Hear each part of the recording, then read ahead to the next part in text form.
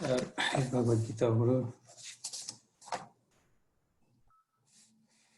दुसऱ्या अध्यायातला 64वा श्लोक जसा व्हॉट्सअप मध्ये कळवला होता तिथून सुरुवात करू पुन्हा. तर मी थोडं म्हणतो, तुम्ही थोडं म्हणा आणि मग आपण पुढे सुरू करू. तर पहिले हिंदीत अर्थ वाचून दाखवतो आणि मग आपण थोडी डिटेलमध्ये मराठीत व्याख्या करू. परंतु अपने अधीन किए हुए अंतःकरण वाला साधक अपने वश में की हुई राग द्वेष से रहित इंद्रियों द्वारा विषयों में विचरण करता हुआ अंतःकरण की प्रसन्नता को प्राप्त होता है. अंतःकरण की प्रसन्नता होने पर इसके संपूर्ण दुखों का अभाव हो जाता है और उस प्रसन्न चित्त वाले कर्म योगी की बुद्धि शीघ्र ही सब ओर से हटकर एक परमात्मा में ही भली भांति स्थिर हो जाती है. राग द्वेष वियुक्त इस्तु. युक्त म्हणजे चिपकलेला, एकत्र झालेला. वेल्डिंग ज्याला म्हणतो, वेल्डिंग करतो आपण, जसं त्या दोन तुकडे असतात, वेगळे असतात, ते कनेक्ट होतात. किंवा आपण इलेक्ट्रिकचा प्लग जेव्हा सॉकेटमध्ये घालतो तर कनेक्शन होते, तर मग पंखा फिरायला लागतो, एसी सुरू होत आहे, इस्त्री, ते सगळं जे काय होते ते, कारण त्याच्यामध्ये जी वीज होती, विद्युत होती, त्याच्यासोबत कनेक्ट झालं, त्याच्यामुळे त्याला शक्ती मिळाली. त्या शक्तीच्या संचयात मुळे मग त्याचं कार्यान्वित झालं. जे काही त्याच्या आतलं जसं काही यंत्र होतं तसं त्याच्या तंत्राप्रमाणे. तर हे कसं राग आणि द्वेष सोबत युक्त आपण कनेक्ट झालं. संसारात सतत सगळीकडे स्पंदन आहेत रागाचे द्वेषाचे. श्वास घेतो, हवा घेतोय, आता आपण प्राणवायू, त्याच्यासोबत त्याच्या असलेल्या व्हायब्रेशनही घेतोय. त्याच्यात ज्या भावना आहेत त्याही घेतो आहेत.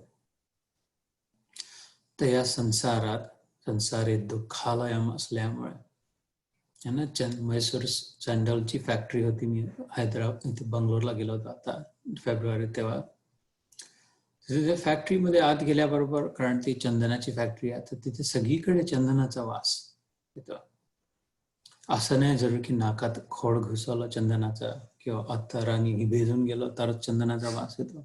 चंदन दिसायलाही खाली नाही, पण तिथे चंदनाचा वास येतो. त्याच्यानंतर आम्ही सोबतच्या अमेरिकन लोकांना मसाले हवे होते म्हणून MDH नावाचे जे मसाला तिथून बनतो, स्पायसेस, MDH, त्याच्या फॅक्टरीत गेलो. त्याच्या दुकानात गेलो, शोरूम मध्ये, फॅक्टरीत तर नाही, पण तिथे शोरूम मध्ये सगळे मसाल्यांचाच वास. सगळे पॅकेज मध्ये बंद आहे, सील्ड आहे, पण मसाल्यांचा वास निरनिराळा. तर तिथे ती हवा होती नुसती, खरं म्हणजे मसालेही नव्हते, चंदनही नव्हतं इकडे, पण त्याच्यासोबत मिश्रित होतं ते तिथेच सतत राहिल्यामुळे. तसंच जो प्राणवायू घेतो आपण, इथे कापराची डबी उघडल्यावर कापराचा वास येतो, कापूर नाकात नाही घुसावं लागत तरी.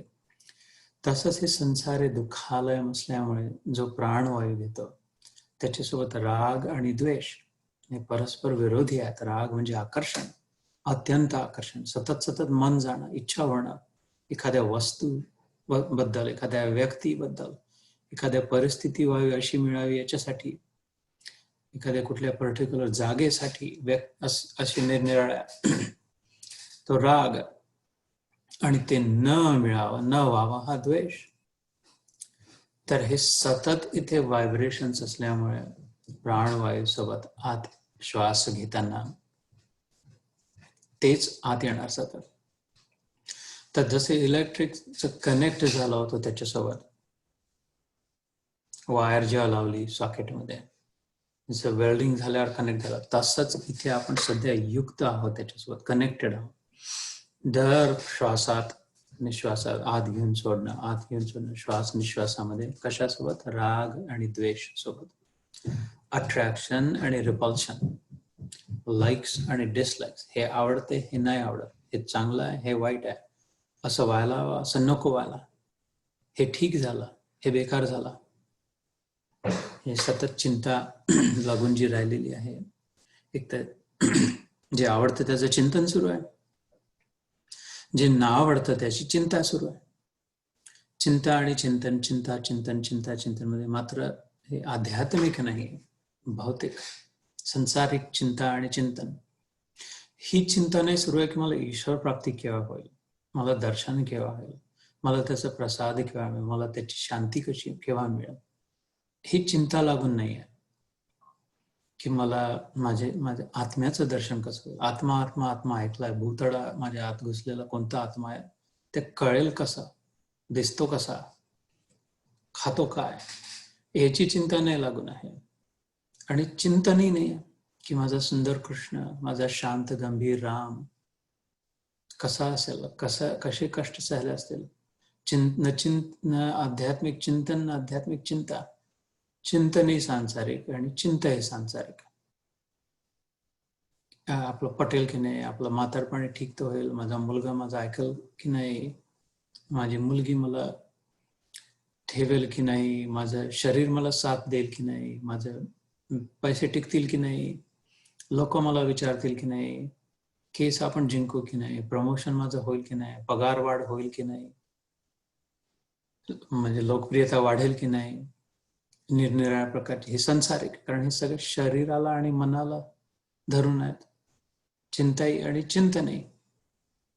आपलं दिसणं, कसं दिसतो मी, कशी दिसते, लोकांना काय वाटेल, कसं वाटतं, चांगलं वाटलं पाहिजे, बस सगळे याच्यासोबत युक्त झालो आहे, योग झाला आहे, संसारासोबत योग झाला. युक्तची बघला इलेक्ट्रिसिटी मध्ये प्लग, त्या सतत त्याच्यात इलेक्ट्रिसिटी मध्ये प्लग घातल्यावर त्याच्यात इलेक्ट्रिसिटी मिळाल्यावर मस्त फर्स्ट क्लास काम व्हायला लागतं. तसंच हे कनेक्ट झालं राग द्वेषामध्ये, त्याच्यामुळे फर्स्ट क्लास पूर्ण वेळ डोक्यातला मीटर गर गर गर गर फिरत राहते राग द्वेषामध्ये. तर ते अयुक्त, वियुक्त, विशेष प्रकारे डिस्कनेक्ट, काढून टाकणं. ते इलेक्ट्रिसिटी कापड जळत असलं तर एकदम काढून फेकून देते, ती वायर फेकते, ते एकदम थोडं थांबते. तसं हे वियुक्त शब्द जो आहे इथे विशेष प्रकारे एकदम व्यवस्थित डिस्कनेक्ट, तोडून टाकणं. त्याचं कनेक्शन झालं आहे संसारासोबत, रागद्वेषासोबत. राग द्वेष वियुक्त असतो, वियुक्त असतो. जो राग द्वेषापासून वियुक्त आहे जो व्यक्ती, विषयान इंद्रियश्चरण. असं होऊ नाही शकत की नुसतं डिस्कनेक्ट झालं साधू बाबा म्हणून बसले झोपडीमध्ये, आपल्याला कोणीतरी येऊन तुकडा टाकून जाईल दाराशी, तोडा खाऊ, जितके दिवस तुकडे टाकतील तितके दिवस जग, बाकी मरू मग. असंही नाही जगता येत संसारात. आणि असं जगायला म्हटलंही नाही श्रीकृष्णाने, भगवद्गीतेत कुठेच नाही म्हटलं सोडून जाण्याचा. घर में मुक्ति युक्ति घर ही में, घर तज बन नहीं जावे, उन मन बने ब्रह्म को चीने. कबीरांचा दोहा आहे, अवधू सो जन हम का भावे, भूले को घर लावे. की जो घर सोडून जंगलात जाऊन, पळून जाऊन कुठेतरी दुसरीकडे शोधत नाही. अवधूत गीता. जो आपल्या मनाच्याच वर उठतं, उन मन बने, उद मन, उद म्हणजे वर, मनाचे वर उठणं, मनाचे हेवे दावे, मनाचे रागलोभ, मनाचं आकर्षण विकर्षण, याच्यातून वर उठून आत्म्याच्या ताकदीने उन मन बने ब्रह्म को चीने, ब्रह्माचं चिंतन करतो.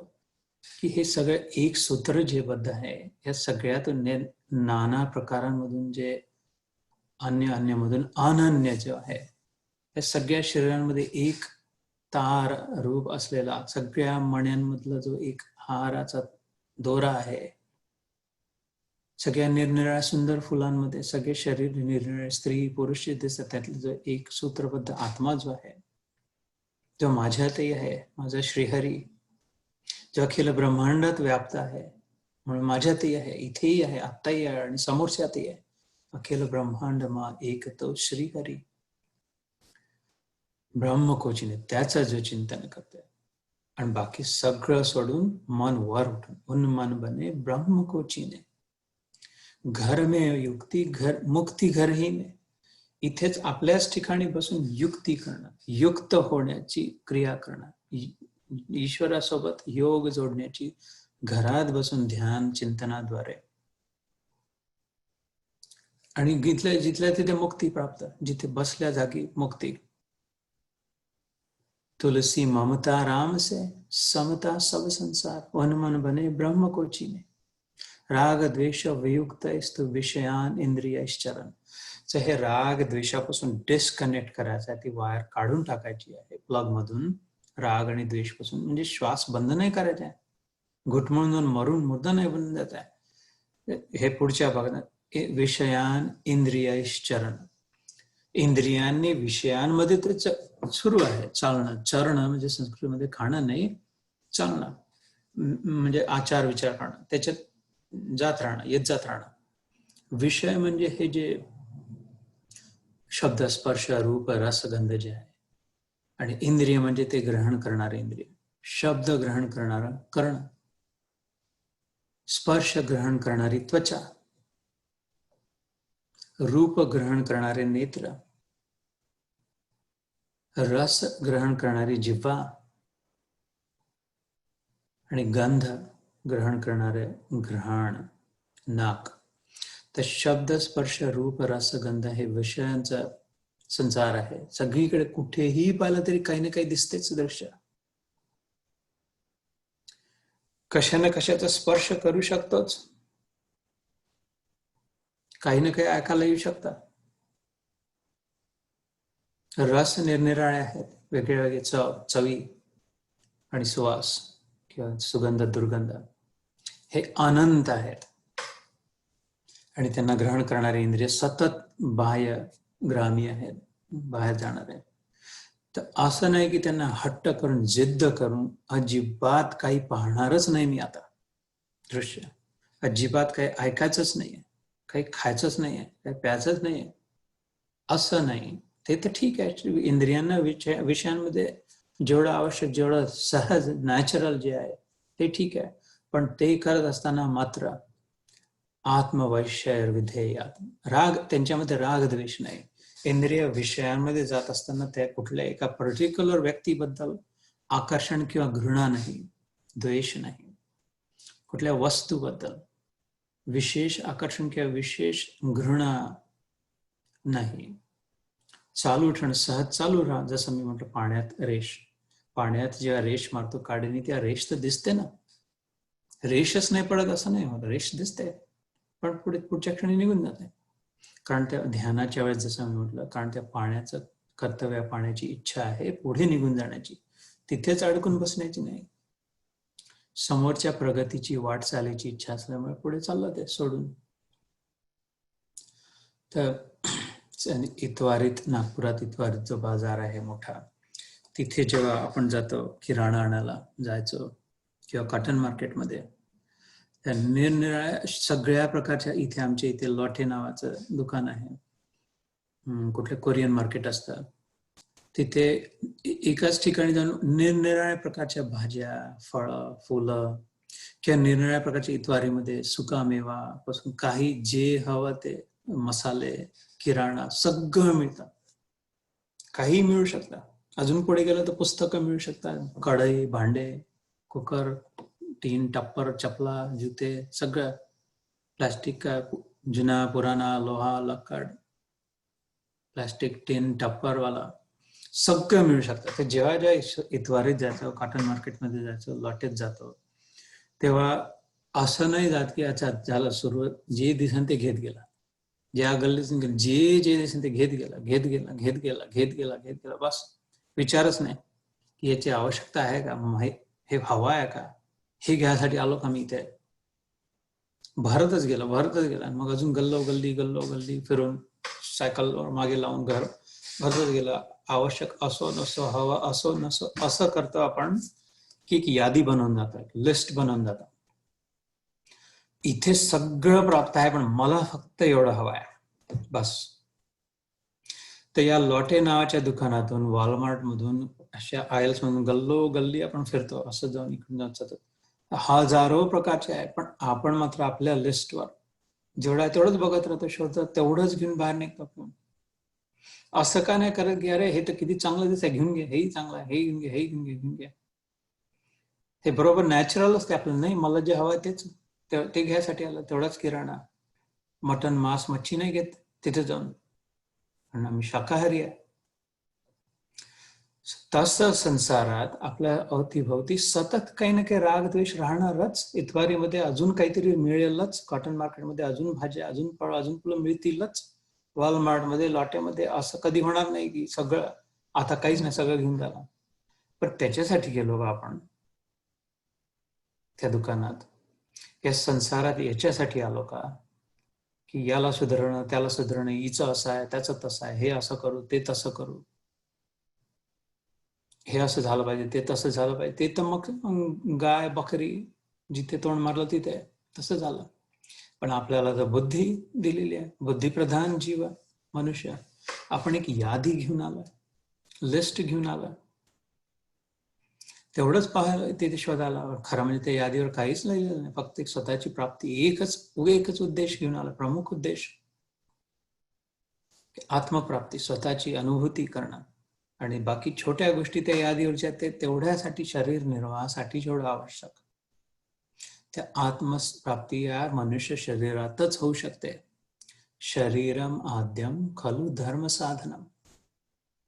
धर्म, अर्थ, काम, मोक्ष, हे शेवटची जी पायरी आहे, मोक्ष, मुक्ती, बंधनातून मुक्ती, दुःखातून मुक्ती, कोणावर निर्भर राहण्यापासून मुक्ती, सर्व प्रकारची, शरीराने, मनाने, सगळ्यांनी.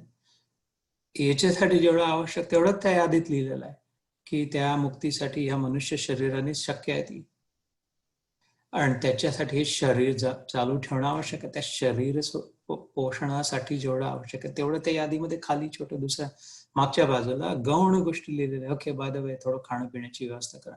प्रमुख जे लिहिलं आहे त्या यादीवर, उद्देश जो लिहिला आहे तो हा दुकानात काही वाटेल तिकडे फालतूचा माल आणण्यासाठी नाही गेलाय, इकडे तिकडे कचरा भरून ठेवण्यासाठी घरात.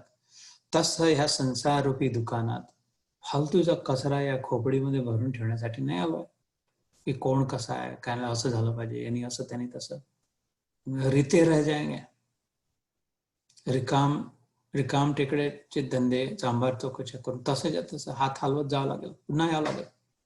जे आणण्यासाठी मग शिवाय घरी गेल्यावर बसेन की जे आणण्यासाठी पाठवलं होतं ते सोडून हे काय. तर ही आत्मप्राप्त महात्म्याची स्थिती, स्थित प्रज्ञेची जी परिभाषा सुरू आहे. विषयान इंद्रियश्चरण राग द्वेष अवयुक्त असतो. विषयांमध्ये सुरूत आहे चालणार, पण दुर्लक्ष आहे फालतू गोष्टींकडे, ज्याच्याशी संबंध नाही. जे घ्यायला नाही आलं तिथे त्या दुकानात थांबत नाही आहे. काम न धाम, विंडो शॉपिंग नाही सुरू आहे. नुसतं विंडो शॉपिंग नाही, पिशव्या भरणे नाही सुरू आहे. त्यात न राग न द्वेष. ज्याला मटन मच्छी खायचे ते मटन मच्छी खावा, ज्याला कांद्या घ्यायलाही नाही आलो, लसूण घ्यायला आणि नाही, मी जे घ्यायला आलो सात्विक आपला आहार घेऊन पुढे निघून जाणं, जेवढं ग्रहण करण्याचं. राग द्वेष वियुक्त असतो, डिस्कनेक्ट करून त्याच्यापासून. आता जे तेच ते सुरू होतं डोक्यामध्ये, तोडून तिथून. मात्र घर सोडून पळून नाही, विषादग्रस्त होऊन, दुःखी पीडित होऊन नाही, मन खच्ची होऊन नाही की अरे कोणी आपलं किंमत नाही ठेवत, तसं नाही. आपल्या उद्देश प्राप्तीला समोर ठेवून आपली आठवण करून, अरे हो मी त्याच्यासाठी आले तिथे, हे कशामध्ये इतके वर्ष घेऊन गेले, अजून बाजारातच घुमून राहिले, अजून आपल्या घरी गेलेच नाही. विषयान इंद्रियश्चरण असा जो वन पॉइंटेड प्रमुख उद्देश व्यवस्थित फोकस्ड ठेवून जीवन जगतो, डिस्ट्रॅक्ट नाही होत, भ्रमित नाही होत, त्याच्यासाठी म्हटलं पुढे आत्मवश्यैर विधेय आत्मा प्रसादमधिगच्छति. त्याला माझा प्रसाद मिळतो. अर्जुन श्रीकृष्ण म्हणतो. खरा प्रसाद म्हणजे खेरापतीचा प्रसाद नाही, आत्म्याचा प्रसाद. तस्य कार्यम न विद्यते, तिसऱ्या अध्यायामध्ये. मग त्याच्या नंतर काहीच याच्या पलीकडची काही प्राप्ती राहिली नाही. शांती प्राप्त झाली, चिरस्थायी शांती प्राप्त झाली. त्याच्यानंतर सतृप्तो भवति स अमृतो भवति सतरती लोकांतरती. त्याच्याबद्दल विधान येतं की मग तो आत्मा तृप्त होऊन जातो, अमृत होऊन जातो, अमर होऊन जातो. मरणाचा अनुभव नाही येत. आणि मरणाचे जे संगी साथी आहे, मृत्यूचे संगी साथी काय, दुःख, पीडा, क्लेश, कष्ट, हे त्याच्यासोबतचे पिल्लर आहेत फिरणारे मृत्यूसोबत. तर मृत्यू नाही तर त्याच्यासोबतचे पिल्लरांचे अनुभव नाही, कुठलं दुःख नाही, कुठलं कष्ट नाही, कुठलं पीडा नाही, क्लेश नाही. शारीरिक जरी होत असलं तरी आत अनुभव नाही त्याचा. शरीराला अनुभव जरी होत असला तरी मनाला त्याची अनुभूती नाही, त्याच्यापासून वेगळं राहू शकतं. तर आत्मवशैर विधेय आत्मा, जो आपल्या आत्म्याचे वश आहे, जो आपल्या यादीवर जेवढं, आपल्या लिस्टवर जेवढा तेवढंच टिकून आहे, फोकस्ड आहे की मी या संसार रूपी दुकानात काय घेण्यासाठी आलो. इकडे तिकडे भटकणं, तोंड मारण्यापेक्षा किंवा भटकून जाणं, हरवण्यापेक्षा जो आत्म्याच्या वश राहणं म्हणजे ते आपल्या नियमामध्ये राहणं. आत्मवशैर विधेय अशी आत्मा, असा पुरुष, अशी स्त्री प्रसादाला गच्छती, पोहोचून जातो प्रसादापर्यंत. कसा? अधिगच्छती, पटकन, लवकर संबंध जोडतो. अधिगच्छती म्हणजे तात्काळ, ताबडतोब त्या प्रसादासोबत संबंध जोडतो. हातात बुद्धीमध्ये प्रसाद, आत्मबुद्धी प्रसादजा, पुढे श्रीकृष्ण म्हणतो की त्याच्या बुद्धीत मग त्याच्या आत्म्याचाच प्रसाद असतो. आणि सगळे निर्णय, मग सगळे विचार, सगळा आचार, सगळ्यांसोबतचं जे बोलणं चालणं, स्वतःच्या आतले जे सगळे कल्मश दूर होऊन पूर्ण वेळ मग प्रसन्नता. पुढच्या श्लोकात काय आहे? 65व्या. कसा प्रसाद मिळतो? प्रसादे सर्व दुःखानाम हानी. असा प्रसाद मिळतो ज्यांनी सर्व प्रकारच्या दुःखांची हानी होते. रस उपजायते, त्याच्या जागी रस उत्पन्न होतं. सगळ्या प्रकारचे दुःख कोणते? जन्म, मृत्यू, जरा, व्याधी, दुःख, दोष, अनुदर्शन. 6 प्रकार, षड विकार आणि 6 प्रकारचे दोष, दुःख आहेत. वृद्ध, म्हातारपणाची जरा, त्यात मग रोगराई, ते तर कुठल्याही वयात होऊ शकतात. दोष, स्वतःमध्ये दोष, दुसऱ्यामध्ये दोष, त्यांच्यापासून होणारं दुःख, मानहानीचा, निंदेचा, निरनिराळ्या प्रकारचे काय, शरीराचे कष्ट, हे सगळ्यात प्रसादे सर्व दुःखानाम हानी. हे औषध असं, याला पॅनसिया म्हणतात इंग्रजीत. हे एक गोळी घेतली की याच्यानंतर कुठलाच रोग कधीच कशाच बद्दल होणार नाही. असं मानसिक रोग, शारीरिक कष्ट जरी झाले तरी मनाला दुःख नाही होणार. शारीरिक कष्ट होणार नाही असं नाही प्रसाद आहे हा, पण त्याचा अनुभव नाही होणार, त्याचा फरक नाही पडणार, त्याचा प्रभाव नाही पडणार. शारीरिक कष्ट जरी झाले तरी मनावर त्याचा प्रभाव नाही पडणार. रामकृष्ण परमहंसांच्या जीवनात पाहायला मिळतात. त्यांना त्यांच्या काय 60व्या वर्षी 55व्या वर्षी मला घशाचा कॅन्सर झाला होता. तर त्यांच्या शिष्याने लिहून ठेवलं कसे कसे कष्ट, कसे कसे दुःख होत होते त्यांना, बघत होते ते. पण त्यांचं मन मात्र प्रसन्न सतत. तरी सुद्धा रोज शिष्यांना प्रसन्न करणारे विचार व्यक्त करून द्यायचे. आणि जे शेवटचा दिवस, शेवटचा तास, शेवटच्या क्षणची त्यांची अवस्था लिहून ठेवलेली आहे. त्यांनी काय सांगितलं बघा रे, मी इतकं खोकलत असताना, दुःख होत असताना, पस निघत असताना मला सगळीकडे तोच दिसतोय. हे त्यांचे शेवटचे. नयनरम, किती सुंदर, सगळीकडे मला तो ईश्वर दिसतोय. तोच मारणारा, तोच मरणारा, तोच औषध देणारा तुम्ही मला देताय, तोच औषध घेणारा मी प्रत्यक्ष पाहतोय. बरं, त्यांनी म्हटलं आणि त्यांनी महेंद्रनाथ गुप्तांनी लिहून ठेवलं, ईश्वरच ईश्वर दिसतोय, मी बघतो आहे. आणि इथे कॅन्सरच्या रोगाने रोगी पीडित व्यथेमध्ये आहेत. तर शारीरिक कष्ट तर आहेत, पण त्यांच्यावर प्रभाव नाही त्याचा. तिथे प्रज्ञ होते ते ठाकूर. प्रसादे सर्व दुःखानाम हानी. आणि त्याच्या जागी किती सुंदर, रस उपजायते, नित्य नवीन रस, दिने दिने नवम नवम नमामि मेघ सुंदरम. मग वस्तूंच्या रसावर निर्भर नाही तो आत्मा.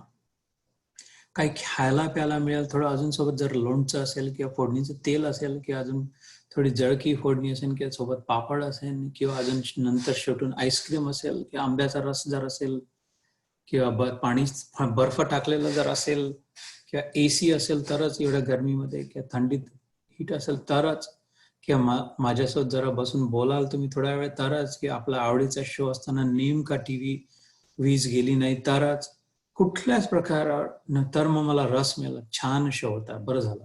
आता गेले लाईट, पण शो संपल्यावर गेले, तर तो रस मिळाला. तसं नाही, कशावर डिपेंडंट नाही, निर्भर नाही. कारण आतून रस, विहिरीला स्वतःचा झरा मिळाला, त्याच्यामुळे झर झर झर झर स्वच्छ पाणी, निर्मल जल, निर्मल जन मन सोही मम पावा, श्रीराम म्हणतात. छल छिद्र कपट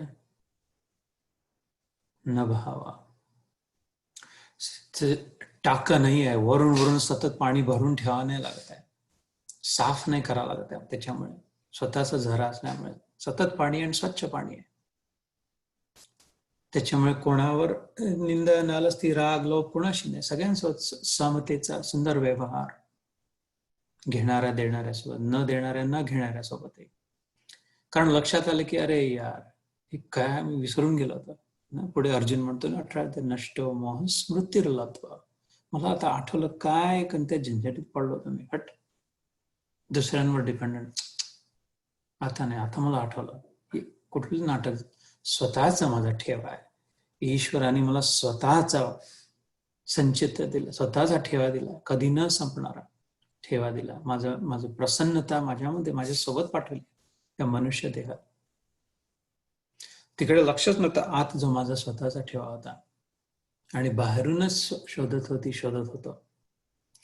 प्रसादे सर्व दुःखानाम हानी, आणि त्याच्या जागी रस उपज आहे. ते ज म्हणजे जन्म, उपज म्हणजे जन्म नाही झाला, होताच तो अंकुरित झाला, पहिलेपासून होताच तो दिसला, स्फुरित झाला.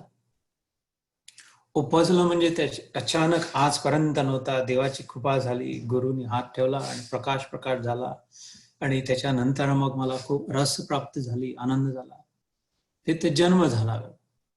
ते उपज म्हटलं, ॲज इफ न्यूबॉर्न ऑलरेडी होता, जन्मासोबतच होता, बाळाचा जन्म झाला तेव्हाच होता.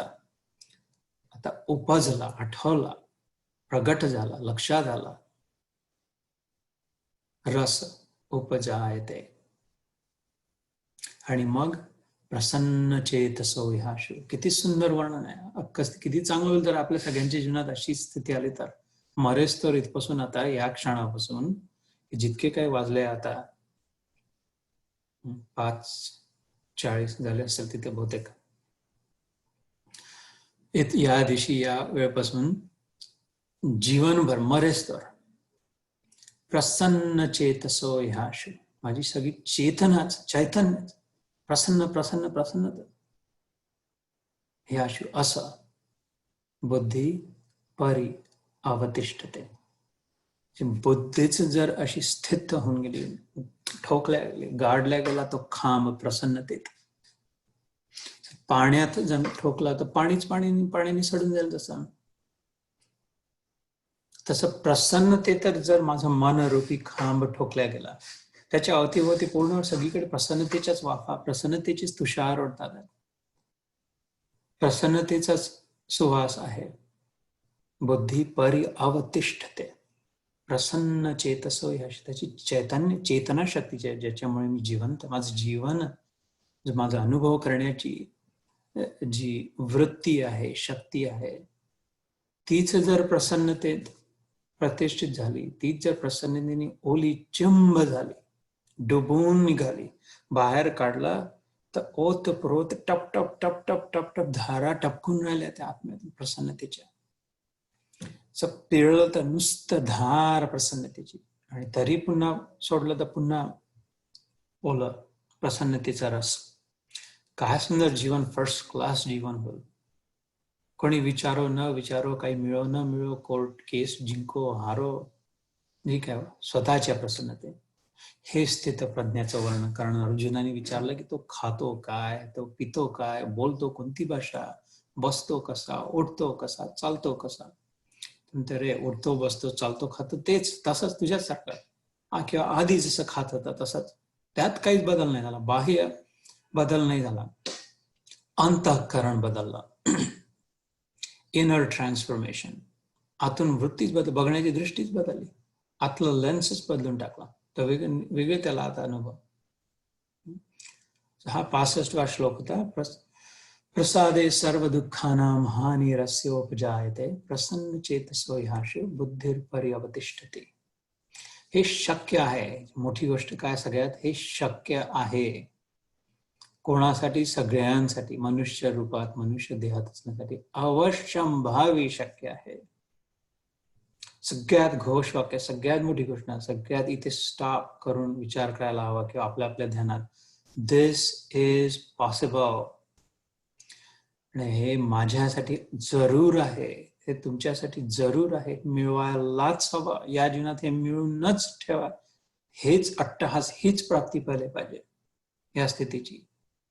ईश्वराने जर म्हटलंय तर शक्य आहे, पण त्याच्यासाठी ती आपल्या यादीवर फोकस ठेवावा लागेल. इतवारीत गेल्यावर, कॉटन मार्केटवर गेल्यावर फालतू धंद्यांमध्ये नको फसण्याचं नाही. 100 जूते खाकर भी तमाशा घुस के देखेंगे, जी वृत्ती झाली की इकडे तिकडे तोंड मारण्याची, लाता बोक्या शिव्या शाप खाऊ नये तरी पण चौकशा करण्याची, ही वृत्ती जेव्हा सुटेल, यादीवर नसलेल्या दुकानांमध्ये जाण्याची वृत्ती जेव्हा सुटेल, फोकस जेव्हा येईल, कशावर फोकस? मला माझी स्वतःची प्राप्ती करायची, मला विचार करायचा, आत जाऊन विचार करायचा. बाहेर बकऱ्यासारखा चरत चरत चरत उकड्यावर जाऊन त्याचा वास घेऊन त्या घाणीत नाही लोळायचा. आता मला आज सतत सुगंधाचा फवार आहे, सतत दुर्मिळ अलौकिक सुगंध आहे. आत दिव्य सुगंध आहे, दिव्य स्वर, दिव्य नाद, दिव्य ध्वनी सुरू आहेत. ओंकार रूपी आत्म्याचे आवाज अलौकिक आहे, ते ईश्वराचा आवाज आहे. Be silent and know that I am God. Yeshu ख्रिस्तानी म्हटलं त्याच्या शिष्यांना, रे बाबांनो बघ, शांत हो, शांत बस, काहीच करू नको. ध्यान रूपी जे म्हणतो, शांत, नुसतं शांत बस. आणि जे तुला आत ऐकू येईल तो मी आहे, हे समज. येशू म्हणाला शिष्यांना. तर तो रस एकदा प्राप्त झाला, हे आपोआप सुटेल. एकदा आत्म्याचा आनंद, आत्म्याचा रस मिळाला की हे तुकडे जे आहे, हे विकार चोटपणा सगळा सुटेल आपोआप. श्रेष्ठ प्राप्त झाला तर कनिष्ठ आपोआप सुटेल. सोन्याचं नाणं मिळालं तर तांब्याच्या नाण्याची विशेष किंमत नाही राहणार. तांब्याच्या 10 रुपयाचं नाणं तांब्याचं, त्यांनी 10 रुपयाची वस्तू विकत घेतल्या जाऊ शकते जास्तीत जास्त, कारण ते 10 रुपयाचं नाणं आहे. आणि तेच जर सोन्याचं 10 रुपयाचं नाणं असलं तर त्यांनी तर 1000 रुपयाची वस्तू विकत घेतल्या जाऊ शकते, कारण त्याच्यावर 10 लिहिले जरी असले तरी त्याची स्वतःची किंमत खूप. तसं स्वतःची किंमत ज्यांनी जाणली ते सोनं आहे, हिरा आहे, आत्म हिरा म्हटलं संतांनी त्यांना. ही अत्यंत दुर्भाग्य, दयनीय अवस्था, very unfortunate, so sad, so sorry, की स्वतःची किंमत न करता दुसऱ्यांच्या नजरेने स्वतःला तोलणं, दुसऱ्यांच्या नजरेने आपली किंमत ठरवणं. कोण मला कसं म्हणतं? Please please brother, focus on your list first. प्रमुख उद्देश पहिले, गौण नंतर. आसन वेळ ज्याच्याजवळ त्यांनी करावं, उकिरडे चाटत फिरावं. माझ्यासाठी नाही आहे वेळ उकिरडे चाटण्यात, आणि तुमच्यासाठी नाही आहे. कारण ते गीताचा आश्रय ज्यांनी घेतला त्याच्या जीवनात प्रकाश येणं अवश्यंभावी आहे. गीतेचा प्रसाद असतं हे तर दुसऱ्या अध्यायात आहे. फक्त पहिला अध्याय तर रडगाणं होतं फक्त. तर खरी तर सुरुवातीला धमाका, पहिलेच सुतळी बॉम्ब फोडून यायचे त्याला, पहिले फटाके फुलझड्या नाही, धमाधम धडाकेबाज. आत्मवश्यैर विधेय आत्मा प्रसादम अधिगच्छति प्रसादे सर्व दुःखानां. नुसतं आधी भौतिक, नुसतं आधी दैविक नाही, सर्व एकदम कापूनच फेकलं, उखाडूनच फेकलं. दुःख नावाची वस्तूच नाही त्याच्या जीवनात. हानी रस उपजाते, छल छल छल छल, नित्य नवीन प्रसन्न अमृत रस. प्रसन्न चेतसो ह्याशु, नुसता प्रकाश प्रकाश बुद्धीत, आनंद आनंद, प्रफुल्लित. प्रेम प्रेम प्रेम. जो स्वतः आनंदाने भरलेला आहे तो दुसऱ्यांना काय देणार? जो स्वतः दलिद्र आहे, दरिद्री आहे, तो दुसऱ्यांना काय देईल? ज्याचं मन विषादग्रस्त आहे, दुःखी पीडित आहे, त्याच्यापासून कोणाला आनंद मिळण्याची आशा आहे? जो भिकारी आहे, स्वतः टप्पर घेऊन फिरतोय, त्याला कोणती भीक, त्याला तो काय देऊ शकणार दुसऱ्यांना? आणि जो नुसता सोन्याने मढलेला आहे, तो दुसऱ्यांना काय देईल? जो आनंदाने प्रफुल्लित वाहून राहिला, मी जसं म्हटलं, मन झाले ओले चिंब जैसे भिजले अभंग. तुकाराम महाराज म्हणतात, पिळून काढलं तरी माझ्यातून माझे हे अभंगच निघतात. तुकाराम महाराज म्हणतात तसं प्रसन्नतेने जो ओतप्रोत भरलाय ते तो दुसऱ्यांना काय देईल? तर जर आपल्यामुळे दुसऱ्यांना प्रसन्नता नाही मिळत आहे, ते याचं लक्षण आहे की आत कोरडी विहीर कोरडी होऊन राहिली आहे, की ते पाणी सडून राहिलंय, कारण झरा बुजलाय, झऱ्यावर गाळ पडलाय. ते जरा आत जा, विहिरीत उतरायचं. आमच्या घरी होती तेव्हा विहिरीत उतरून मग गाळ साफ करायची, तर मग पुन्हा झरा यायला लागायचा. तसं आत जायला लागेल या विहिरीत, स्वतःच्या गाळ साफ करावा लागेल, तर पुन्हा छलछल तिथे आहे. उपज म्हटलंय, ज नाही म्हटलंय, ऑलरेडी आहे. कचरा बाजूला केला होता, आणि मग सावधान कचरा पुन्हा न येऊ देणं. हलकीशी जाळी त्याच्यावर, बाहेरचा कचरा बाहेर.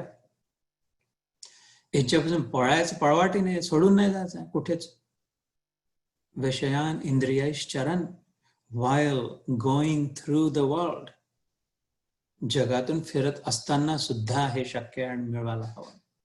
युद्धभूमीवर जर त्यांनी सांगितलं, जे तर जीवन किंवा मरण हे दोनच पर्याय जिथे आहे, लाईफ और डेथ, मधली स्थिती नाही. त्यावेळेची युद्ध अशी नाही राहायची, economic, political, this that, cold wars नाही राहायचे. No cold war, hot hot hot war. जो जगेल तो जिंकला, जो मरेल तो हारला, बस. आर्य पार. अशा परिस्थितीत, आणि असंही नाही की कुठला तरी दुसराच भलताच राजा येऊन समोर आहे, स्वतःचे आप्त जन. अशा परिस्थितीत जर तो त्याला म्हणतोय की शक्य आहे बॉस, तुला हे होऊ शकते, हेच करायला हवं, तर आपल्याला कोणती एवढी येऊन पडली आहे खूप? आपल्यासाठी का शक्य नाही? कृष्ण तर सगळ्यांचा आहे, सगळ्यांमध्ये आहे, आता आहे, या ठिकाणी आहे, आपल्या हृदयात आहे. गीता उपलब्ध आहे, ज्ञान आहे, विचारवान बुद्धी आहे, समजते आहे, एबल बॉडी आहे, अजून वाचू शकतं डोळ्यांनी, अजून बसू शकतो एका जागी शांत, अजून विचार करू शकतो, निर्णय घेऊ शकतो टीव्ही बंद ठेवण्याचा, जे योग्य तेच खाण्याचा, निग्रह करण्याचा, आत जाण्याचा, दुसऱ्यांना, हे सगळं करण्यासारखी गोष्ट आहे. तर पहिले हेच करायला हवं बंधू. लेक्चरबाजी पुष्कळ झाली. पुढचा श्लोक 66 आणि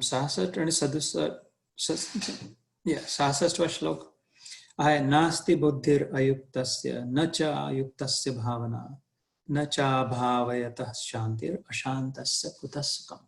शेवटी मग यांचं उच्चारणही करू. तर न अस्ति बुद्धि अयुक्तस्य न च अयुक्तस्य भावना, नंतर मग मी स्लो डाऊन होईल, न च अभावयतः शांती अशांतस्य कुतः सुखम्. एक प्रश्न श्रीकृष्ण विचारतो अर्जुनाला, बाकी प्रश्न सगळे एक तर धृतराष्ट्राने संजयला विचारलाय, किम कुर्वत संजय, काय करून आले ते छोटे वाले के मेरे वाले लढ रहे, वो क्या कर रहे, त्यांनी विचारला. आणि बाकी प्रश्न अर्जुनाने विचारले. प्रश्नावर प्रश्न, धडाधड प्रश्न विचारतात. एक प्रश्न हा रिटोरिकल क्वेश्चन आहे, म्हणजे हा प्रश्न अर्जुनाला नाही विचारत आहे, त्या संवाद रूपी त्याला उत्तर अपेक्षित नाही आहे, हे विचार करण्यासाठी हा प्रश्न विचारला भगवंतांनी. अशांतस्य कुतः सुखम्, जो अशांत आहे त्याच्या जीवनात सुख कसं रे? तो सुख प्राप्ती चाहतो, म्हणतोय की युद्ध नाही करत, पळून जातो, भीक मागतो, जे काय त्यातच मला तसं, तर त्यातून तुला नाही मिळणार, कारण तू अशांत राहशील. अशांतस्य कुतः सुखम्. तर याच्या आधीचं कसं कॉन्टेक्स्ट काय आहे? नास्ति, हिंदीत वाचन दाखवतो, न जीते हुए मन और इंद्रियों वाले पुरुष में निश्चयात्मिका बुद्धि नहीं होती और उस अयुक्त मनुष्य के अंतःकरण में भावना भी नहीं होती तथा भावनाहीन मनुष्य को शांति नहीं मिलती और शांति रहित मनुष्य को सुख कैसे मिल सकता है। अशांतस्य कुतः सुखम, या भगवद्गीतेत जितेंद्रही शब्द येतो आणि भावनाही शब्द येतो. आईला सांगतोय, माधव येतो, नरेंद्र येतो. तर अशांतस्य कुतः सुखम नास्ति बुद्धिर अयुक्त असते, जो आपल्या बुद्धीचा उपयोग करत नाही, जो ह्या सगळ्याबद्दल विचार करत नाही, हे जे आत्ता सगळं बोललं, ही जी लेक्चरबाजी झाली, बुद्धी असून नसल्यासारखं जीवन झालं. कारण की हे जे जीवन सुरू आहे, आहार निद्रा भय मैथुनश्च, शंकराचार्यांनी जे कॅटेगराईज केलं, हे तर संसारात सगळेच कोण आहे. बुद्धी असून नसो, बुद्धी प्रधान असून नसो, मच्छराला विशेष बुद्धीची आवश्यकता नाही. खाणं त्याचंही होऊन राहिलं आहे. आरामाच्या वेळी माशी पडली राहते एका जागी रात्रीच्या वेळी, निर्माण तेही करून आले. एक माशी तर एक हजार अंडे देते एका वेळी. आपण काय निर्माण करून, आणि किती वेळा मारण्याचा प्रयत्न केला तरी 10 वेळा उडूनच जाते मच्छर. आपल्यापेक्षा जास्ती समजते त्याला की भयापासून रक्षा कशी करावी. तर मग मच्छर आपल्यापेक्षा श्रेष्ठ झाला. जर याच जीवन सगळं याच्यातच जर गेलं, आहार, खाणं पिणं, इंद्रियांनी आहार, नुसतं खाणं पिणं नाही, नुसतं जिभेनी नाही, डोळ्यांचा आहार, बघण्याचा आहार, कानांचा आहार, ऐकण्याचा आहार, जिभेचं बोलण्याचा, बडबड करण्याचा तर आहार, आणि मग बस एकदा खाणं पिणं झालं की मग चला आराम करो, फर्स्ट क्लास. ती व्यवस्था, चांगली गादी, चांगली उशी, एअर कंडिशन, अजून मोठा बेड, अजून मखमली दुशा, आहार निद्रा, मग भय, सिक्युरिटी गार्डला आपला पैशाला सिक्युअर ठेवा, शरीराला सिक्युअर ठेवा, धन आपल्या नात्या गोत्यांना सिक्युअर ठेवण्यासाठी खूप संबंध ठेवा. हेच जे आहे बुद्धीचा उपयोग नाही आहे श्रीकृष्णाच्या मते. याच्यासाठी बुद्धी नव्हती दिली. हे तर तसंही होऊन जाईल, बिना बुद्धीचंही होऊन जाते. हे मोस्टली जेवढं आवश्यक आहे तेवढं होऊन जाते बिना बुद्धीचं. पोटाचा खड्डा भरण्यापुरती तसंही मिळून जाईल. पुढे 9व्या अध्यायात, काल आमचा इथे अमेरिकेत 9वा अध्याय झाला, तो म्हणतो जो आपला संसाराची चिंता सोडून माझ्या चिंतनात लागतो, त्याची योगक्षेम, संसारी योगक्षेमची व्यवस्था मी करतो. म्हणजे संसारी चीज, वस्तू जे मिळणं आहे आणि ठिकाण आहे तेवढं मी नक्की करतो. नसेल त्याच्याजवळ तुम्ही डोक्यावर वाहून नेतो. अनन्यश्चिंतयन्तो माम ये जना परि उपासते तेषां नित्य अभियुक्तानां योगक्षेमं वहामि अहम. I carry them what they lack and I preserve what they have. तर एवढ्यासाठी चिंता करण्याची गरज नाही. पहिले आपल्या मुख्य यादीवर प्रमुख जे लिहिलं होतं ते घेतलं की नाही. गरज आहे, पैसे संपायची वेळ आली, श्वास रूपी धन संपायची वेळ आली. जे घेण्यासाठी आलो ते घेतलं की नाही मुबलक प्रमाणात, उत्कृष्ट दर्जाचा. त्याच्याबद्दल विचार करायला हवा. नाही तर मग मच्छरासारखे जीवन, डुकर संडासाच्या खाली तोंड घालून आपलं व्यवस्था भरपूर पोटभर खाऊन घेतात. तर म्हणून न अस्ति बुद्धीर अयुक्तस्य, हे कृष्णाचे वचन बाबा. जो युक्त होण्याचा प्रयत्न नाही करत, आपल्या आत्म्यामध्ये जाण्याचा, ही गोष्ट समजून घेण्याचा प्रयत्न नाही करत, त्याच्याविषयी ध्यान नाही करत, तर बुद्धिहीन, बुद्धिजीवी असूनही. नास्ति बुद्धिर अयुक्तस्य न चायुक्तस्य भावना. आणि मग त्याला लक्षात समज नाही येत, भावना नाही येत. तर भावना रूपी संबंध नाही जुळत. भावनांनी काय होतं, संबंध जुळतो. ज्याच्या प्रती भावना असते आपली त्याच्यासोबत संबंध जुळतो. काही नसतानाही संबंध जुळतो त्याच्या प्रती भावना असली तर. संबंध नसूनही संबंध बनतो. ज्या व्यक्ती वस्तू बद्दल भावना निर्माण होते, ज्या ईश्वराच्या रूपात, ज्या ईश्वराच्या नावात, ज्या ईश्वराच्या लीला गुण कीर्तन कथामध्ये भावना निर्माण होते त्याच्यासोबत संबंध जोडायला लागतो, कारण भावना म्हणजे डिंक, ग्लू, जोडतं. त्या भावनाहीन मनुष्य तोडतं किंवा जोडत नाही. ईश्वरासोबत जर संबंध जोडायचा आहे, आत्म्यासोबत जर संबंध जोडायचा आहे, त्याचं दर्शन करायसाठी त्याला त्याच्या समोर जवळ जावं लागेल. तर मग त्याच्या सोबत संबंध जोडावा लागेल, त्याच्यासाठी भावना निर्माण करायला लागेल. पण हे बुद्धी इकडेच भटकत राहिली सतत, ट्रॅश मध्येच जर राहिलं तर इकडे तिथेच संबंध, तिथे भावना, तिथेच संबंध जोडेल. इथे सौंदर्यामध्ये सत्यम शिवम सुंदरम मध्ये भावना नाही होणार. मांगल्य पवित्र मंगलानाम अपिन मंगलम हरिर्नामैव केवलम. हरिनामात मग भावना नाही होणार. हरिनामातच नाही होणार तर हरीमध्ये कशी होईल भावना? तर आपल्या भावना संसारातल्या काढून ईश्वरात भावना. न च अयुक्तस्य भावना न अभावस्य न च अभावयतः शांती. जिथे भावना नाही तिथे शांती नाही. सतत नुसता प्रयत्न आहे, मग तिथे फ्रस्ट्रेशन आहे. संबंध जोडण्यासाठी खूप प्रयत्न. जसं आपण इव्हन संसारातही पाहतो, खूप लोकांची तारीफ करतो, खूप त्यांना गिफ्ट देतो, खूप चापलुसी करतो, खूप चोपडेपणा करतो, खूप त्यांना कसं तरी करून पाठव करण्याचा प्रयत्न करतो. खूप सतत प्रयत्न काहीतरी करून संबंध जोडण्यासाठी.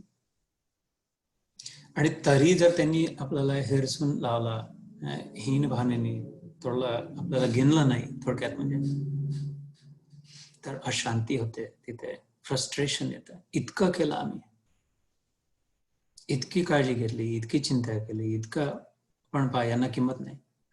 तर शांती प्राप्तीच्या जागी अशांती प्राप्त झाली, फ्रस्ट्रेटेड झाला. म्हणून तो म्हणतो न च अभावतः शांती न च भावयतः शांती न च भावयतः शांती. जिथे भावना नाही तिथे शांती नाही. आणि जर शांती नाही तर कसा आनंद प्राप्तीचा प्रयत्न सुरू आहे, सुख मिळायचा. अशांतस्य कुतः सुखम. बाबा अर्जुना, तुला सुख नाही मिळणार या मार्गावर राहून, कारण तू भलतीकडे संबंध जोडतो आहेस. आजोबा रूपाने, शरीर रूपाने, राज्य रूपाने. तू जे आणण्यासाठी घ्यायसाठी आला तर ते सोडून भलतं विकत घेत बसला. घरी जाऊन शिव्या खायच्या बाकाच्या, हे काय आणून ठेवा कचरापट्टी. सर, हे जीवन ज्या आत्मप्राप्तीसाठी परम लाभात न विद्यते, आत्मलाभ परम लाभात न विद्यते. शंकर शिवजी म्हणतात पार्वतीला, या लाभापेक्षा मला नाही दिसत पार्वती, मी कुठेच न विद्यते. विनम्रतेने मी बघतो आहे, मला कुठेच नाही दिसत आहे. आणि मला विद्यते म्हणजे दिसणं आणि समजणं. शिवजी, शंकर महादेव पार्वतीला म्हणतात आहे की मला कुठे दिसतही नाही आहे आणि कुठे समजतही नाही आहे. या लाभापेक्षा परम लाभ, मोठा लाभ, आत्मलाभ. आत्मलाभात परम लाभ न विद्यते. हे असा जो हिरा आणला त्याच्यात मग सगळं मिळालं. सो इकडे लक्ष द्यायला आहे, स्थितप्रज्ञेच्या स्थिती बघून. तर नास्ति बुद्धिर अयुक्तस्य न च अयुक्तस्य भावना न च भावयतः शांतिर अशांतस्य कुतः सुखम. तर अजून एक श्लोक आहे, वेळ थोडा अजून होऊ शकतो एका दुसरा. तर याचा मतितार्थ हेच आहे की आनंद प्राप्ती जर हवी असेल तर पहिले शांती प्राप्त करावी लागेल. शांती जर प्राप्ती करायची असेल तर भावना जागृत करावी लागेल. भावना तिथेच योग्य ठिकाणी, जर शाश्वत ठिकाणी जर जागृत केली तर शाश्वत सोबत संबंध जुडेल. सध्या सतत नश्वर सोबत, नश्वरातच भावना आहे तर नश्वरासोबतच संबंध आहे. नश्वर नाशवान आहे, तर त्यातून मिळालेली शांती पण नश्वर आहे, टिकणारी नाही आहे. ते टिकली नाही तर मग ती पुन्हा मिळवण्यासाठी प्रयत्न. पुनरपि जन्मम पुनरपि मरणम पुनरपि जननी जठरे गमनम. इह संसारे बहु दुःखारे.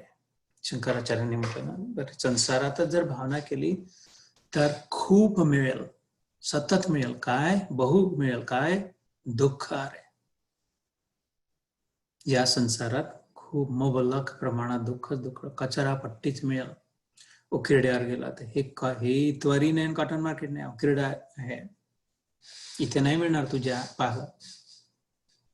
म्हणून बुद्धी, आत्मबुद्धी प्रसादच्या बुद्धीचा उपयोग करून अरे अरे अरे आजपर्यंत जिथे नाही मिळालं तिथून मन काढून जिथून मिळते त्या ईश्वरात मन लावणार, तिथूनच किंवा आत स्वतःमध्ये. ईश्वराचं दर्शन बाहेरून नाही होणार, बाह्य दर्शन नाही, आतूनच होईल. त्याच्यामुळे अनिवार्य शर्त आत जाण्याच्या प्रक्रियेची, अंतर क्रियेची, त्याच्याशिवाय शक्य नाही. कितीही वरून लोट्यावर लोटे दूध घातले, किती दूध सागर पूर्ण गाय सगळ्या सुकून गेल्या, इतकं दूध जरी वाळलं आणि अखंड नामाचा नुसतं जपत जरी करत बसलो, पण जर बुद्धीचा उपयोग नाही केला, कशासाठी आणि काय प्राप्तीसाठी, आत जाऊन विचार जर नाही केला तर असंभव, अशक्य ईश्वराचा अनुभव. आणि ईश्वराचा अनुभव नाही तर शांती नाही, आनंद नाही. मग पुन्हा मन बाहेर धावणार दुसऱ्यांच्या मागे. म्हणून स्लो डाऊन, शांत, थांबवून बाकी क्रिया, प्रमुख उद्देश गाठणं. 67वा श्लोक. इंद्रियाणाम हि चरताम यन मनो अनुविधीयते तदस्य हरति प्रज्ञाम वायुर्नावमिवाम्भसि. जैसे जल में चलने वाली नाव को वायु हर लेती है, वैसे ही इंद्रियों में विचरती हुई इंद्रियों में से मन जिस भी इंद्रिय के साथ रहता है वह एक इंद्रिय भी इस अयुक्त पुरुष की बुद्धि को हर ले जाती है. इंद्रियाणाम हि चरताम. इंद्रियांमध्ये जो विचरण करतो, ज्याच्यासाठी जीवनात एवढंच आहे, शब्द, स्पर्श, रूप, रस, गंध, ज्याच्या जीवनामध्ये फक्त बाहेरच आहे, ज्याच्या जीवनात फक्त खाणं पिणं, ऐकणं, धमाधम शो पाहणं, बडबड बोलत बसणं,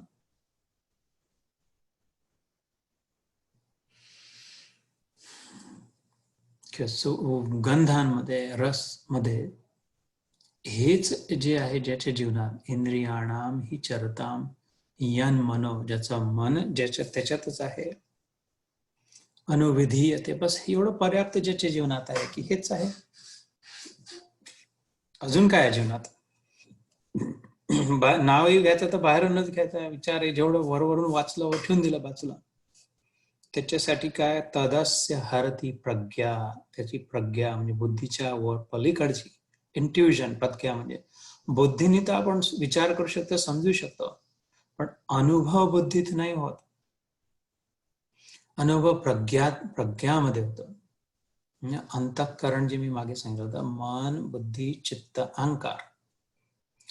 अंतःकरण, अंत म्हणजे आतलं, करण म्हणजे उपकरण, instrument, inner device, inner instrument, inner apparatus. कुठल्या लॅबमध्ये जातो आपण, प्रयोगशाळेत, त्या वेगळे इन्स्ट्रुमेंटने वेगळे प्रयोग करतो, काही उपकरण. तर आपल्याजवळ एक उपकरण दिलं जन्मापासून, आणि त्याच्यामध्ये एक करण दिलं अंतःकरण, त्या 4 उपकरण आहेत.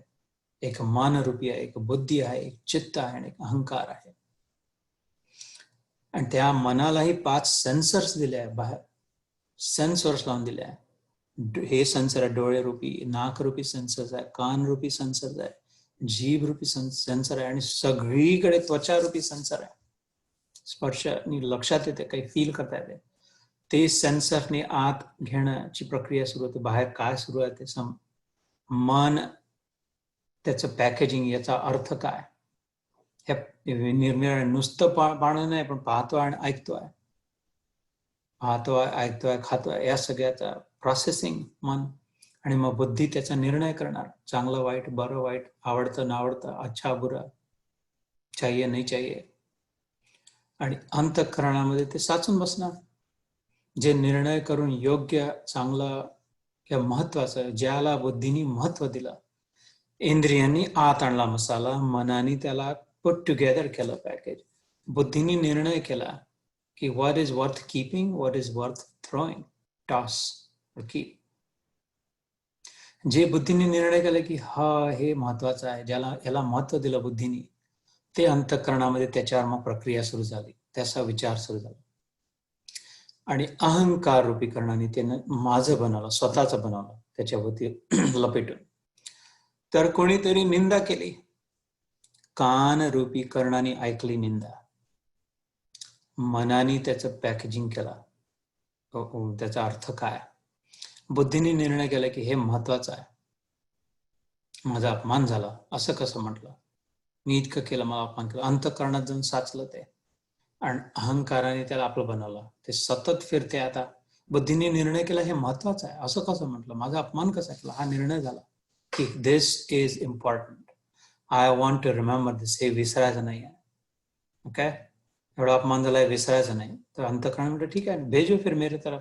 जो नीचे गए अंतःकरण में, साचलं, विहिरीत फेकलेलं घड्याळ पुन्हा नाही मिळणार, आत गाळात जाऊन फसलं ते. तसं ते विहीर आहे अंतःकरण नावाची, विहिरीत फेकला निर्णय, अरे हे महत्वाचं बरं, हे ठेवून घे, आपला अपमान झाला बरं, विसरू नको.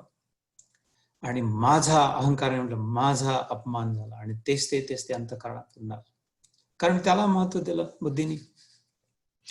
तोच कानाने अपमान ऐकला, मनाने ठरवलं की हा अपमान आहे, बुद्धीने निर्णय केला की ते महत्वाचं नाही, doesn't matter, it's not important, त्यांनी माझी किंमत नाही ठरत, त्याचा माझ्याशी संबंध नाही आहे. तर फेकलाय गेलं, अंतःकरणात नाही आलं, अहंकारही नाही लागला, माझा अपमान झाला ही वस्तुस्थितीच नाही, कारण अपमानच नाही अंतःकरणात. तर हे बुद्धीचा उपयोग करून आपण ठरवू शकतो. ईश्वराचं भजन पाहिलं, भगवद्गीता ऐकली, स्थितप्रज्ञाची परिभाषा ऐकली, कशाने काय प्राप्ती होते, कशाने काय नुकसान होतं, हे त्याच कर्णांनी आत आलं, सेन्सर्सनी, त्याच नेत्रांनी वाचलं पुस्तकात, सेन्सर्सनी, आणि ते मनाने त्याचा अर्थ काय हे ठरवलं. त्या जर बुद्धीने जर तो निर्णय केला की बॉस, हे this is very important, do not forget, हे जे आहे अत्यंत महत्वाचं, हा जर बुद्धीने निर्णय केला तर ते अंतःकरणात ते बसेल की माझा, आणि अहंकार त्याला राब, माझा कृष्ण, माझी गीता, माझा आत्मा, मला प्रसन्नता पाहिजे, मी शांती मिळवू शकते, माझ्यात आहे तेवढं सामर्थ्य, मी करू शकते, माझा पाठीराखा, माझा साक्षी गोपाल आहे माझ्या मागे. तिथेच त्याच बुद्धीने वेगळे निर्णय केला तर तो कचरा सगळा गाळ निघून आत हिरे चमकायला लागले, तिथे खाली गाळ दबून बसलेले असलेले. तर हे शक्य आहे बुद्धीचा उपयोग करून. कोणत्या गोष्टीला प्राधान्य द्यायचं, कोणत्या गोष्टीला महत्व द्यायचं, त्याच्याप्रमाणे पुढची स्थिती निर्माण होईल. हे इतकं सिंपल, लॉजिकल आहे, प्रॅक्टिकल आहे, याच्यामध्ये काही अंधविश्वासाचा प्रश्नच नाही. आणि काही विशेष लोकांसाठीच आहे. 12 वर्ष तपस्या केल्यावर, ब्राह्मण कुळातच जन्मल्यावर, संन्यास घेतल्यावर, ब्रह्मचर्य केल्यावरच हे प्राप्त, असं काही नाही. यांनी न ब्रह्मचर्य घेतला होता, ना हा ब्राह्मण होता, ना काही कुठली तपस्या, तपस्वी तर होता पण इथे आता या प्राप्तीसाठी, आता सरळ सांगून आला तो होताही, पण हे सांगितलं नसतं, आपल्यापर्यंत नसतं आलं, जर आपल्या लायक नसतं तर हे आपल्यासाठी आहे, आपल्यासाठी शक्य आहे, आणि हे मिळवायलाच हवं. इंद्रियाणाम हि चरताम नाही तर यन्मनोविधीयते तदस्य हरती प्रज्ञा. नाही तर मन कुठे भरकटून जाईल रे बाबा, अर्जुनाला म्हणतोय.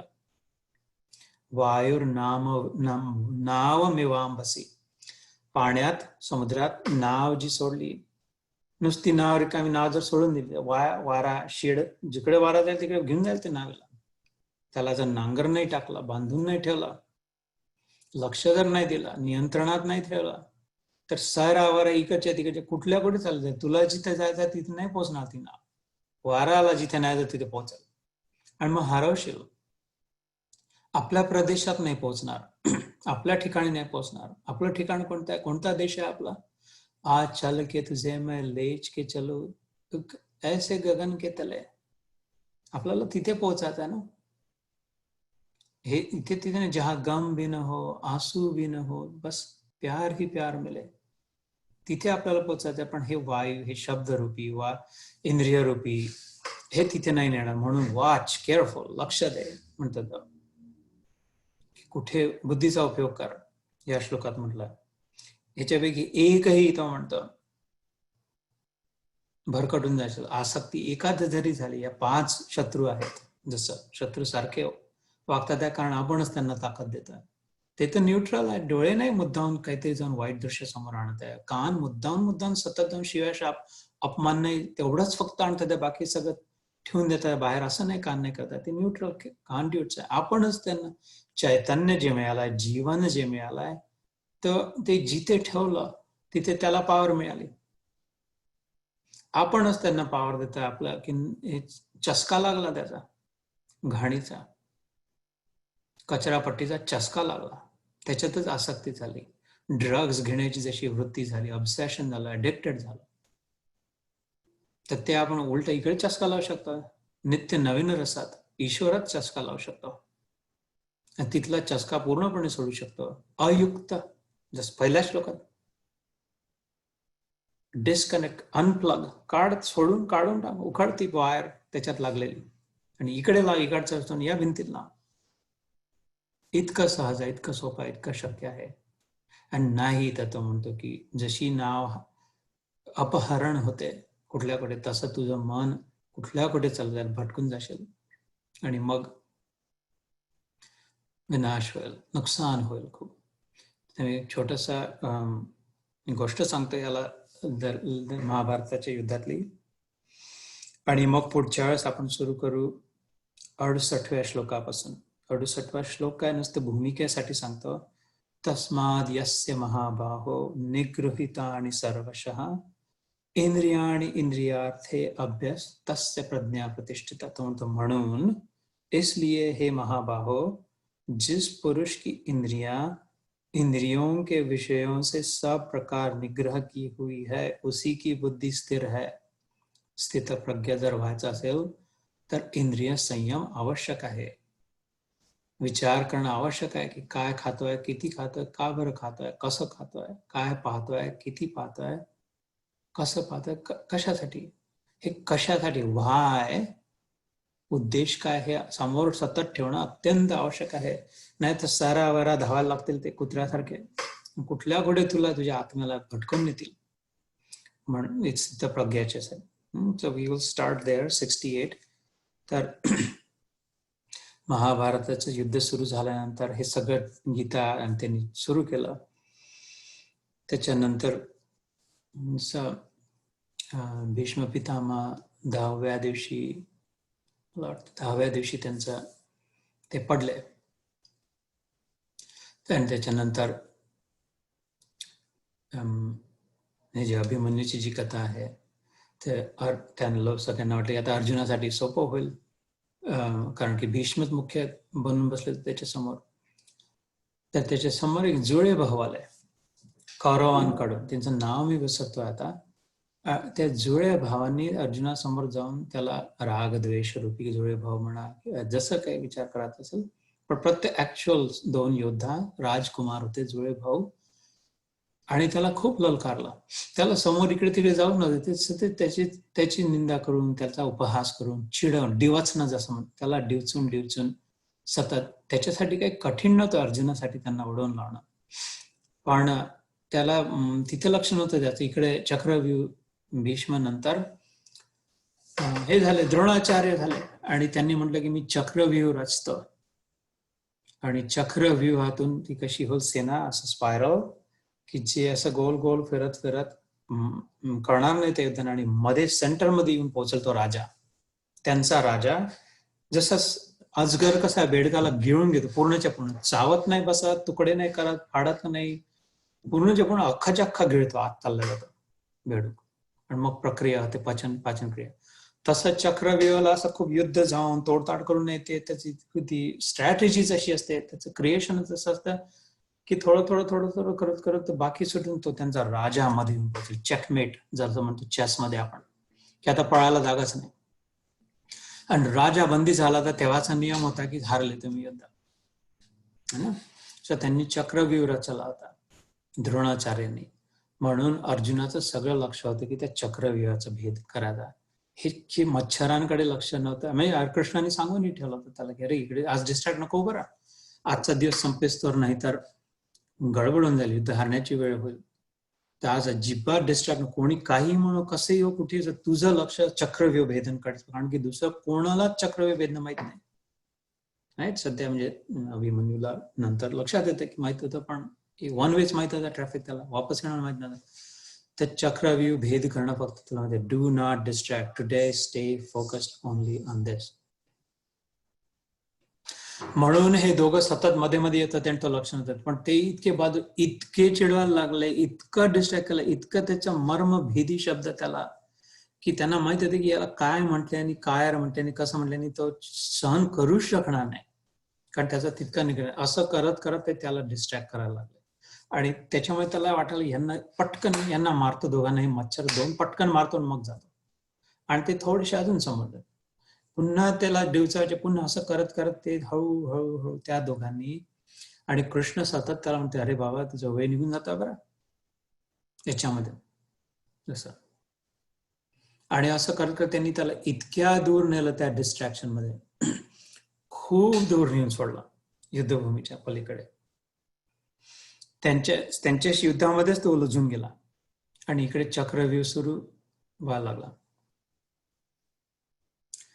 सगळी पंचायत. आणि मग लक्षात आलं ना की अरे अभिमन्यू पोटात असताना सुभद्रेच्या यांनी ऐकला होता, श्रीकृष्ण जेव्हा सांगत होता, अर्जुन जेव्हा सुभद्रेला सांगत होता चक्रव्यूहाबद्दल, तेव्हा अभिमन्यूनी ऐकला होता. पण त्याच्यानंतर सुभद्रेला झोप लागून गेली. तर त्याला तेवढं आत जाणं माहिती आहे, तर म्हणून तो म्हणाला मी जातो बहादूर. आणि तो श्रीकृष्णाचा शिष्यही होता अभिमन्यू, आणि तो आत गेला, पण परत येऊ नाही शकला, हे आपल्याला माहिती आहे. मग 7 युद्धांनी मिळून द्रोणाचार्य इन्क्लुडेड त्याचा वध केला. त्याचा पुत्र, स्वतःचा पुत्र, सगळ्यात महत्वाचा जीव त्याच्यासाठी, स्वतःचा आत्मीय, जो वडील आपल्या पुत्रासाठी काहीही करायला तयार असतं. कालच मी कानाशी बोलत होता, I will not hesitate to put my life on the line for you. एक क्षणही विचार नाही करणार. ज्याला आपल्यापेक्षा जास्ती महत्वाचं जो वडील आपल्या मुलाला समजतो, त्यालाच गमावून बसला तो. जे कधीही अचिंत्य गोष्ट त्याच्या जीवनात झाली. का? कारण ह्या जुळ्या भावांच्या मागे नादी लागला. ईश्वराने सांगितलं नको बाबा नको, ते तुला भरकटतात, नियंत्रण ठेव मनावर. त्यांच्या शब्दांकडे, त्यांच्या अपमानाकडे, त्याच्या मानहानीकडे लक्ष नको देऊ बरं. वेळ जाईल तुझा वाया. तुझा मुख्य उद्देश हा आहे, आणि तुझं अतोनात परमनंट जीवनाचं नुकसान होऊन जाईल. आणि लक्ष नाही दिलं, गेला. त्या दोघांचा तर वध केला त्यांनी, पण ते झाल्यावर त्याला जोर जोरात टाहो फोडून ऐकू आलं, बाबा मला त्यांनी वडिलांच्या नावाने पिताश्री करून जोरात शेवटचा अजून प्राण सोडला अभिमन्यूने. आणि मग नेस्त नाबूद करण्याची इच्छा. मग मात्र तळपायाची आग मस्तका लागली, पण काय करणार. त्याच्यानंतर अभिमन्यू परत नाही आला कधीच. त्याचा अभिमानच गेला, ठेचल्या गेला. तसं आपल्या जीवनाचं न हो. तो श्रीकृष्ण आपल्या आत आहे, आपल्या आत्मरूपाने. जसं मी येशू ख्रिस्ताची गोष्ट सांगितली, त्यांनी आपल्या शिष्यांना म्हटलं, बाबा रे शांत व्हा, sit still, be still and know that I am God. शांत बस आणि आत जे ऐकू येते, तुला आत्म्याचा आवाज ऐकवेल, तोच मी आहे तुझ्यात, ईश्वर. त्याचं ऐक. मनाच ऐकला तर तू त्याच्या अर्जुनासारखी डिस्ट्रॅक्ट होऊन अभिमन्यू गमावून बसशील. जो सगळ्यात महत्वाचा तुझ्यासाठी लाडका होता, सगळ्यात तुझा, तोच गमावून बसशील. मग नुसतं दुःख जीवनात पुढे. क्रोध, संताप, आग, फ्रस्ट्रेशन, भलत्या सलत्या प्रतिज्ञा, नुकसान, हे जीवनामध्ये होईल. आणि तेच जर त्या दोघांना जे काही बकू दिलं असतं, फोकस जर राहिला असता, कुत्ते भौके 1000, हाती चले बाजार, कुत्र्यांच्या भोकण्याकडे लक्ष नसतं दिलं, आपला सिद्ध मार्ग ठेवला असता, तर या दुःखासाठी स्थान जीवनात नसतं राहिलं. तर हीच कळकळाची विनंती. हे जे जुळे आहे आपल्या जीवनात, जसे त्याच्या समोर आले, राग द्वेष रूपी, द्वंद्व रूपी, त्यांच्याकडे लक्ष न देता आपल्या प्रमुख उद्देशाकडे ठेवून, श्रीकृष्णाच्या वचनांकडे लक्ष ठेवून, आपल्या आत्मरूपी ऋषिकेश भगवान अंतर्यामी आहे, हृदयस्थ आहे, त्याचा आवाज ऐकण्याचा प्रयत्न करणं शांत होऊन. जय श्री कृष्ण.